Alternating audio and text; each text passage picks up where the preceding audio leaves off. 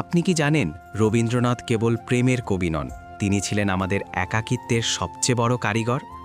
রবীন্দ্রনাথকে আমরা শুধু পূজা আর প্রেমের কবি হিসেবে চিনি, কিন্তু তার লেখায় লুকিয়ে আছে আধুনিক জীবনের চরম একাকিত্বের সমাধান।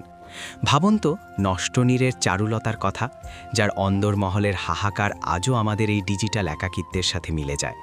কিংবা পোস্টমাস্টারের সেই ছোট্ট রতনের কথা, যে আজও আমাদের মেসেজ সিন হওয়ার অপেক্ষায় থাকা মনটার প্রতিচ্ছবি।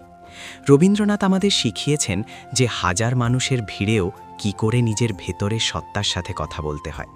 তার প্রতিটি শব্দ আজ ২১ শতকের ডিপ্রেশন আর আইসোলেশনের জন্য এক গভীর দাওয়াই।